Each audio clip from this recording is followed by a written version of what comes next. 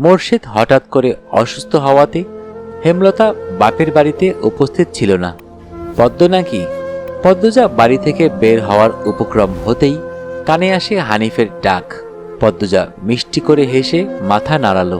হানিফের লোলুপ দৃষ্টি তখন পদ্মজার সারা শরীর ঘুরে বেড়াচ্ছে। এইটুকু মেয়ের ফর্সা চামড়া বিকৃত মস্তিষ্কের হানিফকে যেন বড্ড টানে। আয় তো, আমার ঘরে আয়।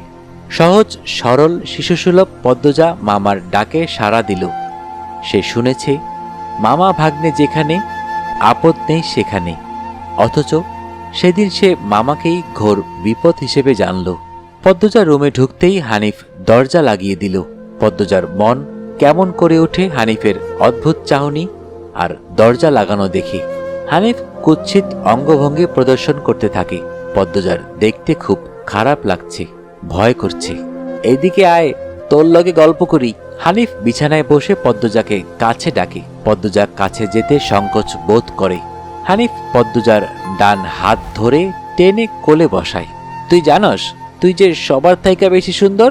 হানিফের প্রশ্ন পদ্মজার কানে ঢুকেনি। সে মোচড়াতে থাকে হানিফের কোল থেকে নামার জন্য। আপত্তিকর স্পর্শগুলো পদ্মজার খুব খারাপ লাগছে। কাঁদতে ইচ্ছে হচ্ছে। মোচরাস কেন রে সেরি? শান্তিমতো বইয়া থাক, মামা মেলা থাইকা সাজনের জিনিস কিনা দিমু। হানিফ শক্ত করে দুহাতে ধরে রেখেছে পদ্মজাকে। পদ্মজা কিছুতেই নামতে পারছে না। মামা, আমি চলে যাব, কাঁদো কাঁদো হয়ে বলল পদ্মজা। কই যাবি? মামার দ্বারে থাক, বলল হানিফ। হানিফের শক্তপোক্ত হাতের স্পর্শগুলো শুধু অস্বস্তি দিচ্ছে না, স্পর্শকাতর জায়গাগুলো ব্যথায় বিষিয়ে উঠছে।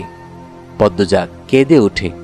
ভেজা কণ্ঠে বলল, বাড়ি যাব আমি, ব্যথা পাচ্ছি মামা। হানিফ হাতের বাঁধন নরম করে আদুরে গলায় বলল, আচ্ছা, আর ব্যথা দিতাম না, কান্দিস না।